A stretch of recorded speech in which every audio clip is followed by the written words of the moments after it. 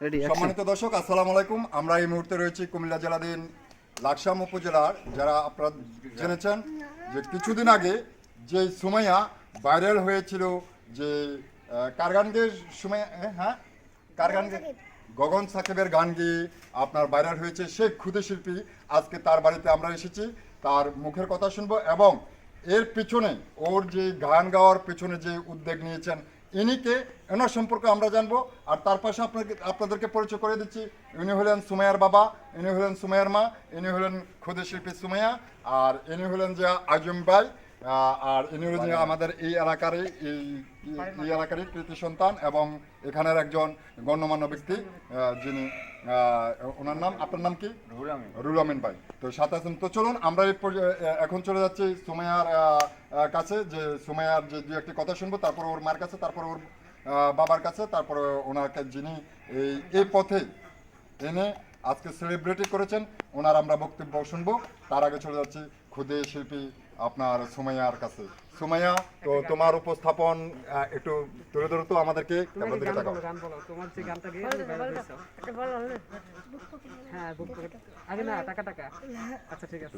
আমার বুকে পকেটের জোরে, মানুষ জোরে। তুই হইয়া গেলি পর মানুষের সাথে পারলি রে সুখের ঘর। আমার বুকে পকেটের মানুষ তুই হইয়া গেলি পর মানুষের সাথে বাঁধলি রে সুখের ঘর। আমি মনমরা মানুষ, ওরে তুই ভালো থাক, শুনবি না কান্না পাবে মে তো আত্মার ডাক। আমি পারি না সইতে, আমি পারি না কইতে, বুকের ভেতরে শুধু আগুন জ্বলে রে। আমার খবরটাতে রোজ এতে আসিস রে তুই খোঁজ, নাকি মরার খবর শুনো তুই রবি নিখোঁজ। চোখের নিচে কালি, আমার হৃদয় পুরা গন্ধ, মরণ ছাড়াই আমার আজ সবে দরজা বন্ধ। এখন লালিল বাতি, এখন তোর বাসরে আহা ছিড়বে গোলাপ জল, তখন আমার কবরে। আমি পারি না কইতে, আমি পারি না সইতে, বুকের ভেতরে শুধু আগুন জ্বলে রে। আমার খবরটাতে রোজ এতে আসিস রে তুই খোঁজ, নাকি মরার খবর শুনো তুই রবির নিখোঁজ। সুমাইয়া, তুমি কেমন আছো? হ্যালো, আচ্ছা, তোমার কাছে একটা কথা জিজ্ঞাসা করব। তুমি যে এত বড় হয়েছো, এখন তুমি সেলিব্রিটি, বাংলাদেশে তোমাকে এখন সবাই চেনে, কার মাধ্যমে তুমি এই পজিশনে আসছো? প্রথমে কার মাধ্যমে আসলে? কে তোমাকে খুঁজে? আজিম ভাইয়া কে? ওই যে আমার পাশে। এই পাশে উনি আজিম ভাইয়া? ও আজিম ভাইয়া, আসসালামু আলাইকুম। আসলে জি ওয়ালাইকুম আসসালাম। কেমন আছেন? জি আলহামদুলিল্লাহ। আচ্ছা, আজিম ভাইয়ের কাছে প্রশ্ন থাকবে যে আপনি উনাকে কোথায় পেলেন, কিভাবে আসলে এই পজিশনটা আসার, ওর যে একটা পজিশন হয়েছে, এই পজিশনের পিছনের গল্পটা একটু শুনতে চাই। আচ্ছা, পিছনের গল্প বলতে গেলে হচ্ছে অনেক বড়, সেটা এখন বলতে চাচ্ছি না, সেটা শীঘ্রই আমি পরবর্তীতে জানাবো। যেহেতু সে এখন বর্তমান যে অবস্থায় আছে, আমি চাচ্ছি সে আরও অনেক বড় শিল্পী হবে, পাশাপাশি মাদ্রাসায় পড়াশোনা করবে এবং হচ্ছে আমি চাচ্ছি এখন বর্তমানে তার যে পজিশন, এই পজিশনে আসার পেছনে অনেক গল্পটা যেটা শুনতে চাইছেন সেটা এখন বলতে পারবো না, কোনো প্রশ্ন থাকলে করতে পারেন। আচ্ছা ঠিক আছে, আজ ওই সুমাইয়ের বাবার কাছে একটু প্রশ্ন করব। আসসালামু আলাইকুম। ওয়ালাইকুম আসসালাম। কেমন আছেন আপনি? ভালো আছি বাবা। এখন আপনার মেয়ে তো একটা ভালো পজিশনে চলে আসছে, কার মাধ্যমে আসলো? আজিম ভাই। খুশি আছেন না ওনার কাছে? উনি আপনাদের জন্য শুনতেছি অনেক কিছু করতেছে, এটা কি সত্য? জি। হ্যাঁ, আমিও শুনছি অনেক কিছু করতেছে। এর পিছনে আসলে শুধু আমার অবদান না, আমি ধন্যবাদ জানাই গগন সাকিবকে, যে নাকি তার পাশে দাঁড়িয়েছে আমার অনুরোধে। তো আসলে এখানে অনেক গল্প আছে পেছনে তার এই পর্যন্ত আসার, তো সেই গল্প আমি পরবর্তীতে শেয়ার করব। কিন্তু আসলে শুধুমাত্র আমাকে ধন্যবাদ দিলে বা আমাকে ইয়ে করলে হবে না, এখানে গগন সাকিবেরও অবদান আছে এবং গগন সাকিবই তার পড়াশোনা এবং তার পরিবারের পাশে দাঁড়িয়েছে, তো সেজন্য গগন সাকিবকেও ধন্যবাদ। ধন্যবাদ গগন সাকিবকে। সুমাইয়ের বাবার কাছে একটা অনুরোধ থাকবে, যার মাধ্যমে ও ভাইরাল হলো, তাকে কখনো ভুলবেন না। না না বুঝছেন? বেসিক্যালি সে যদি বড় হয়ে যদি ভুলেও যায় তাতে আমার কোনো আপত্তি নাই, এটা হচ্ছে আলাদা বিষয়। আমি চাই সে মানুষের মতো মানুষ হোক, বড় কিছু হোক, আরও বড় শিল্পী হোক। এবং আমি রিসেন্টলি তাকে মাদ্রাসায় ভর্তি করিয়ে দিব একটি আবাসিক মাদ্রাসায় থেকে সে পড়াশোনা করবে, এটা হচ্ছে আমাদের প্ল্যান। এবং তাকে প্রাথমিক যে ইসলামী শিক্ষা সেটি আমরা প্রদান করব, সেটা হচ্ছে আমাদের প্ল্যান আর কি। এর আচ্ছা। পরবর্তীতে গান এবং তার ধারাবাহিকতা থাকবে, গান কিন্তু প্রতি মাসে 3-4টা করে গান আপলোড হবে গগন সাকিবের ইউটিউব চ্যানেল থেকে। তো সবাই আসলে গগন সাকিবের ইউটিউব চ্যানেলটা সাবস্ক্রাইব করে রাখবেন, তার পাশে দাঁড়াবেন, তাকে সাপোর্ট করবেন, এটাই হচ্ছে মানুষের কাছ থেকে প্রত্যাশা করি। সুমাইয়ের মার কাছে প্রশ্ন থাকবে, আপনি খুশি আছেন আপনার মেয়ে যে একটা ভালো পজিশনে আসছে? আমি সবার কাছে কামনা চাই, আমার মেয়েটা গরিবের সন্তান, আমি চাই যে আমার মেয়েটা সবাই যেন জরুরি মানুষ হইতে পারে। ওনাকে- যেমন আমি মরে গেলে আমার নাম থাকে, অন্যের কারণে আমার মেয়েটা সব কিছু পরিচালনা হয়েছে, অন্য আমি সারা জীবন বলবো না। হ্যাঁ, আমার পাশে রাখবো। যাক, খুব ভালো লাগলো আপনাদের কথা শুনে, এটা যেন সারা জীবনই থাকে। সুমাইয়া, তুমি খুশি না অনেক? জি। তোমার দায়িত্ব নিছে, আমরা শুনছি যে সুমাইয়ের দায়িত্ব নিছে বড় ভাই আজিম ভাই, এবং আমি তারা দায়িত্ব নিই নাই, আমরা- আপনি তো একটা পজিশন করে দিয়েছেন। সম্মিলিতভাবে মানে হ্যাঁ, এখানে সেটা সম্মিলিত আমরা বলতে কাছে শুকরিয়া গগন যে সাকিব আমরা- যিনি উনি সাকিব আর আজিম এই দুইজনের দায়িত্ব নিই। যাক, খুব ভালো। এখন সুমাইয়ের কাছে কি আরেকটা গান শুনতে পারি? বলুন। আমার টাকা নেই বলে আজ তুইও গেলি চলে, তুই ছাড়াই আমার আজ ভেতরটা জলে। আমার টাকা নেই বলে আজ তুইও গেলি চলে, তুই ছাড়াই আমার আজ ভেতরটা জলে। তুই পড়বে বাহু ধরে আমার ভেতর যাচ্ছে পুরে, তুই নাই আমি তিলে তিলে যাচ্ছি মরে, আমার পুরুষে পুরুষ বুক, তুই কুড়ারে তোর সুখ, তবু মরার আগেও আমি দেখব না রে তোর মুখ। আমার মৃত্যু আত্মাটা তোরে রাখবে একদিন খুব, আমি দেখবো সেদিন তুই ওরে কেমনে রবি চুপ। আমার শূন্য পকেটে অভাব, তার পাল্টে গেছে স্বভাব, তার মনের রাজনীল যেন দখল নতুন নবাব। আমার বেসরে কষ্ট হয়, ওরে সে তো আমার নয়, ওরে করলো রে সে এক হারিয়ে কুত অভিনয়।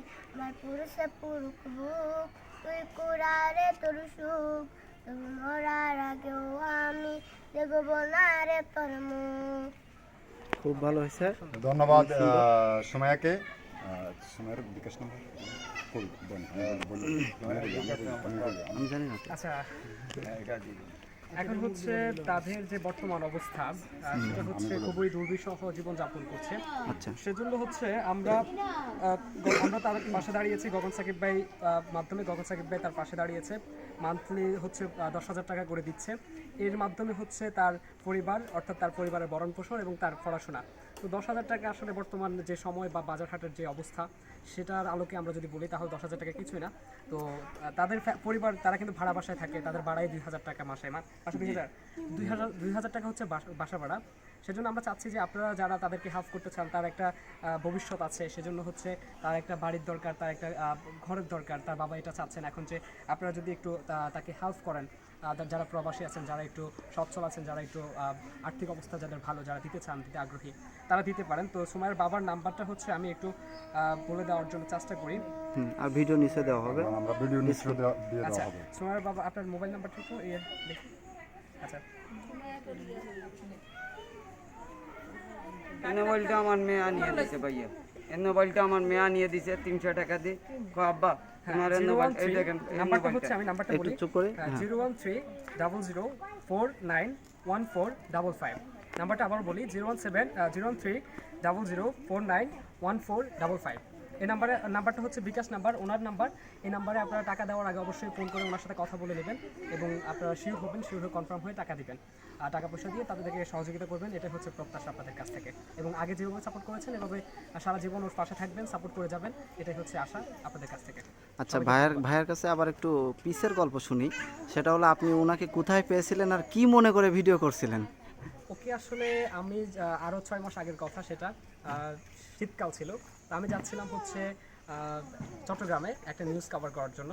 তা আমি জংশন এলাকা দিয়ে যাচ্ছিলাম, জংশন রেলওয়ে স্টেশন, সেখানে আমি বসেছি। হ্যাঁ, তখন সে আসছিল, আয়সা আমার পা জড়ায় ধরে বলতেছে ভাইয়া কিছু টাকা দেন।